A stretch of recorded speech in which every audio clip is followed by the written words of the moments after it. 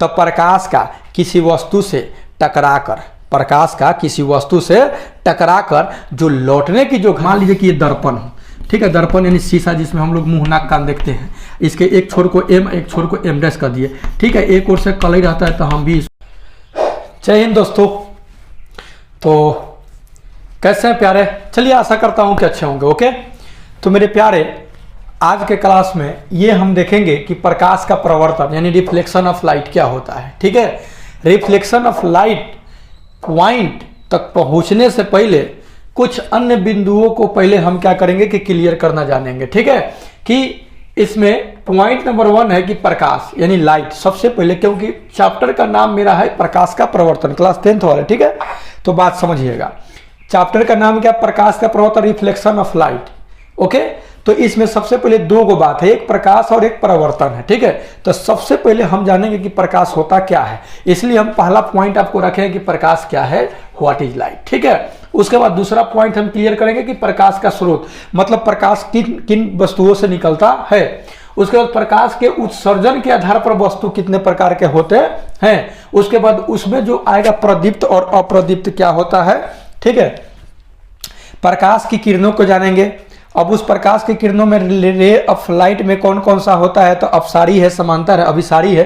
ठीक है, उसके बाद पारदर्शी पदार्थ क्या होता है, पारभासी पदार्थ क्या होता है, अपारदर्शी क्या होता है, प्रकाश का प्रवर्तन। तब हम आकर के मेन मुद्दा पर आएंगे कि प्रकाश का प्रवर्तन क्या है और प्रकाश के प्रवर्तन के कितने नियम है। ओके, तो आई होप मेरे प्यारे ये बात को समझ गए होंगे। तो सबसे पहले का पॉइंट हम क्लियर करेंगे, पहला पॉइंट हम क्लियर करेंगे कि प्रकाश क्या होता है। ठीक है, तो याद रखिएगा मेरे प्यारे, प्रकाश जो है ना, प्रकाश जो है वह कारक है या माध्यम है जिसकी सहायता से हम क्या करते हैं, किसी वस्तु को देखते हैं। ठीक है, अब जरा आप सोचिए कि अगर प्रकाश न हो तो क्या आप किसी वस्तु को देख सकते हैं? आपके पास आंख ही हो लेकिन प्रकाश नहीं हो। ठीक है, तो प्रकाश होगा, जैसे आपके मोबाइल का जो स्क्रीन का जो लाइट है वो जल रहा है, तभी तो आप देख रहे हैं ना उसमें जो कुछ, ये जो वीडियो देख रहे हैं आप। तो प्रकाश जो है वह कारक है जिसकी सहायता से हम किसी वस्तु को क्या करते हैं, देखते हैं। एक बात और आप ध्यान दीजिएगा, ये देखने का जो क्रिया होता है इसमें भी एक एनर्जी की जरूरत पड़ती है। तो हम यहाँ ये भी कह सकते हैं कि प्रकाश जो है ना ऊर्जा का एक रूप है। ठीक है, प्रकाश जो है ऊर्जा का एक रूप है। ठीक है, तो आई होप ये बात समझ गए होंगे कि प्रकाश क्या है। तो प्रकाश क्या है, प्रकाश वह कारक है जिसकी सहायता से हम किसी वस्तु को देखते हैं। अब रहा बात दूसरा पॉइंट, प्रकाश का स्रोत। अब प्रकाश का स्रोत कौन कौन सा है, तो देखिए प्रकाश का जो स्रोत है ना वो दो प्रकार का, एक प्राकृतिक होता है, एक मानव निर्मित होता है। एक प्रकृति ने बनाया है जिससे प्रकाश निकलता है और दूसरा मानव ने बनाया है जिससे प्रकाश निकलता है। तो प्रकृति ने क्या क्या चीज को बनाया, जिसको भगवान ने बनाया है। ठीक है, सूर्य हो गए, सूर्य से प्रकाश निकलता है। तारा हो गया, तारा से प्रकाश निकलता है। ठीक है, एक और आप देखे होंगे जुगनू, जिसको भगजुगनी आम भाषा में लोग बोलता है। ठीक है, जुगनू से भी प्रकाश निकलता है। तो ये हो गए कुल क्या हो गए, ये प्राकृतिक स्रोत है, इसको प्रकृति ने बनाया है। ठीक, लेकिन अगर मानव निर्मित की बात कहा जाए तो आपके हाथ में पहले का क्या है, मोबाइल है, ये मानव निर्मित है, इसे मानव ने बनाया, ये प्रकाश का स्रोत है, इसे प्रकाश निकलता है। आप इससे किसी वस्तु को ढूंढ सकते हैं लाइट जला करके, होता है कि नहीं होता है। ठीक है, और भी आप टॉर्च भी देख सकते हैं जो सर्च लाइट होता है।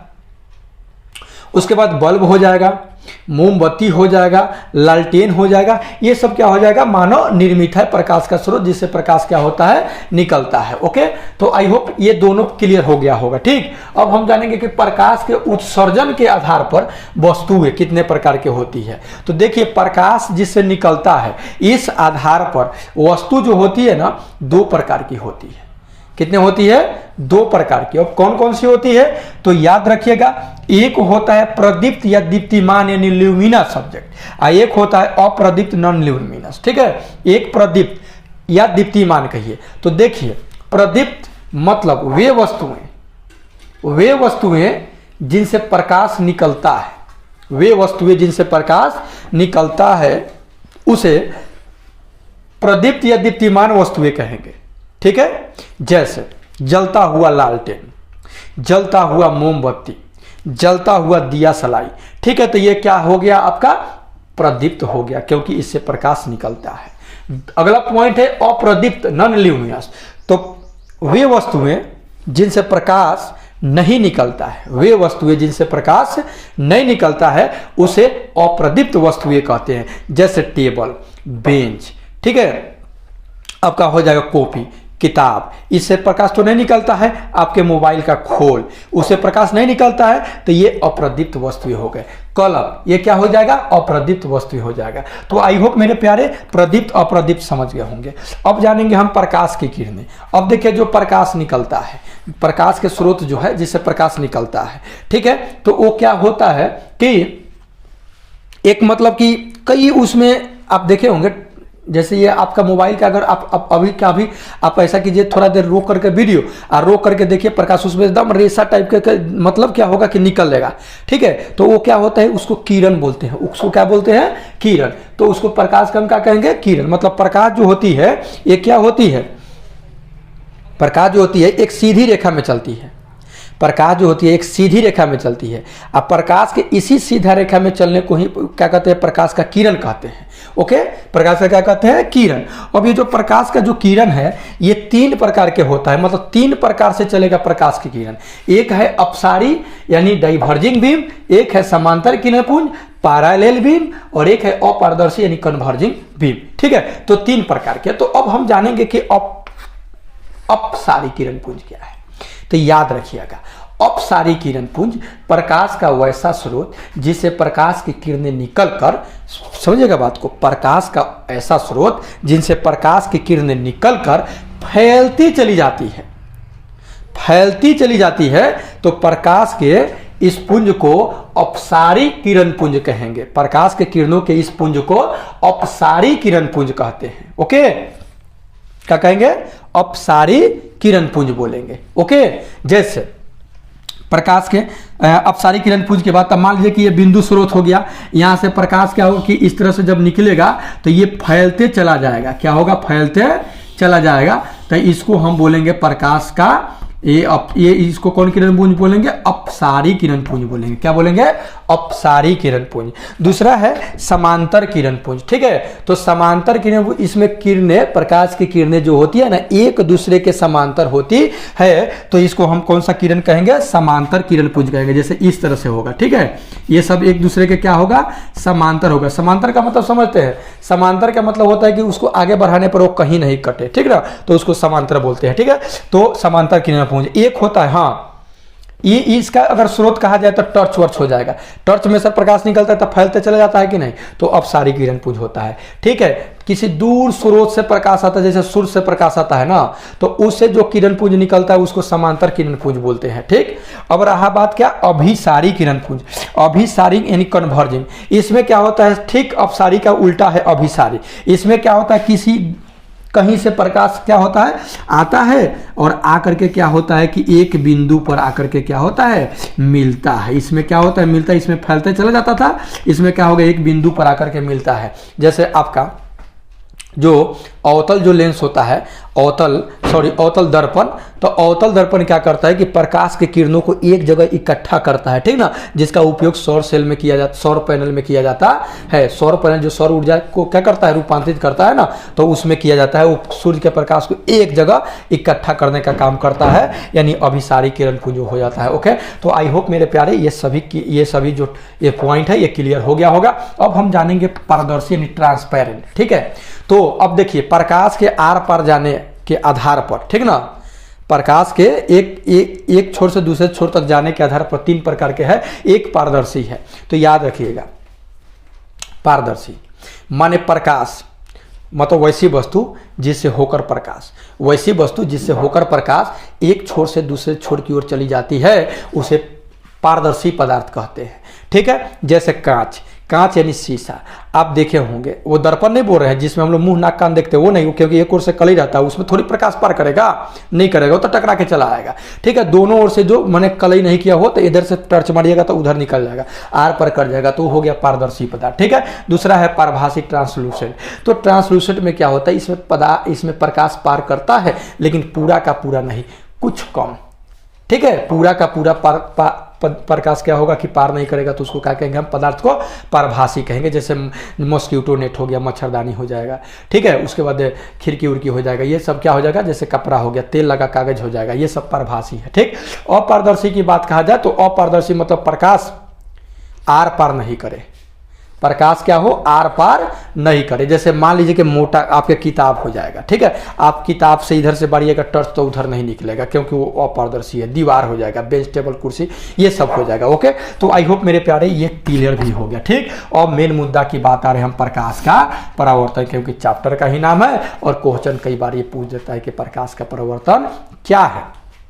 तो देखिए प्रकाश का परावर्तन क्या है, तो प्रकाश का किसी वस्तु से टकराकर, प्रकाश का किसी वस्तु से टकराकर जो लौटने की जो घटना होती है ना, उसी को प्रकाश का परावर्तन कहा जाता है। जैसे मान लीजिए कि यही कोई सरफेस है, ठीक है, यही कोई वस्तु है, इससे क्या होगा कि अब इसको ऐसा कर रहे हैं हम, चाहे मान लीजिए कि ये दर्पण हो, ठीक है, दर्पण यानी शीशा जिसमें हम लोग मुंह नाक कान देखते हैं, इसके एक छोर को एम एक छोर को एम डैश कर दिए, ठीक है, एक ओर से कलई रहता है तो हम भी इसको कलई कर दे रहे हैं, कोई दिक्कत, तो इस तरह से हमने कलई कर दिया। ओके, तो प्रकाश का किसी वस्तु से टकराकर, मान लीजिए कि यहाँ से प्रकाश निकला और निकल करके जाकर के इसमें टकराया, यहाँ टकराएगा, थोड़ा तिरछा मारेगा, ठीक है, यहाँ टकराएगा, इसको मान लीजिए कि ओ बिंदु है, ठीक है, ये बिंदु से प्रकाश निकला, ये बिंदु मतलब यहाँ प्रकाश का कोई स्रोत होगा, अर्थात यहाँ से प्रकाश निकलता होगा, तो यहाँ से प्रकाश निकला और उस पर जाकर टकराया, ठीक है, और यहां से टकरा करके इस तरह से लौट गया, इधर में क्या हुआ, लौट गया, मान लीजिए कि बी बिंदु तक मैं उसमें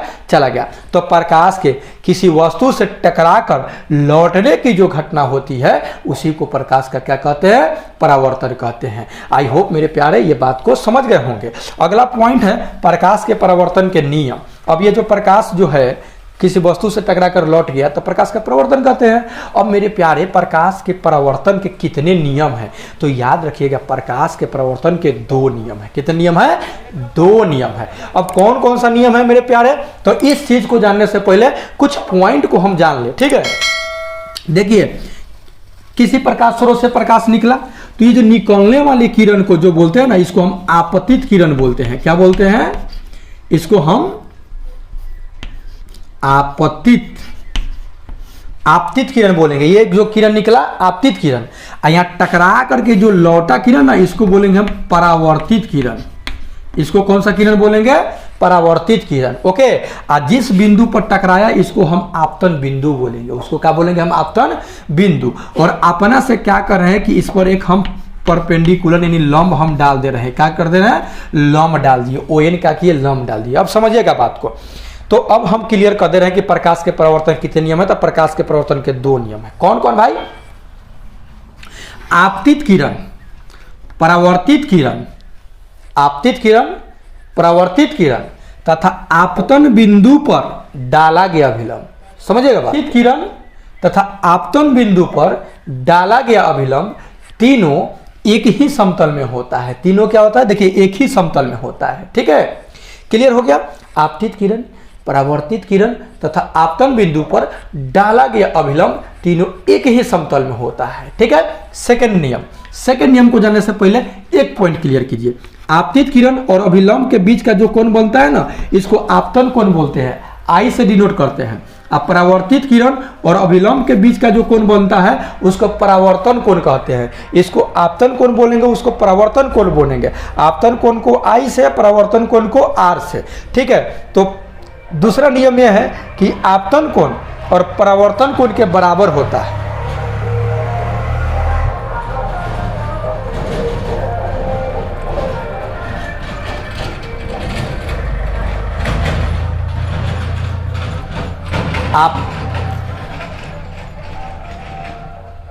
आपतन कोण परावर्तन कोण के बराबर होता है, मतलब ये कोण जितना होगा उतना ही कोण ये होगा, ठीक है। तो आपतित किरण, परावर्तित किरण तथा आपतन बिंदु पर डाला गया अभिलंब तीनों एक ही समतल में होता है। दूसरा नियम यह है कि आपतन कोण परावर्तन कोण के बराबर होता है। तो ये जो चैप्टर का जो नाम था रिफ्लेक्शन ऑफ लाइट, प्रकाश का परावर्तन क्या है, तो ये आपका क्लियर हो गया। नेक्स्ट वीडियो में हम लेकर के आएंगे, इसके बाद वाले जो बात होगा उसको लेकर के आएंगे। तब तक आपको वीडियो कैसा लगा जरूर कमेंट बॉक्स में अपना प्रतिक्रिया दें, ठीक है। तो मिलते हैं नेक्स्ट वीडियो में, तब तक इजाजत, take care and good bye.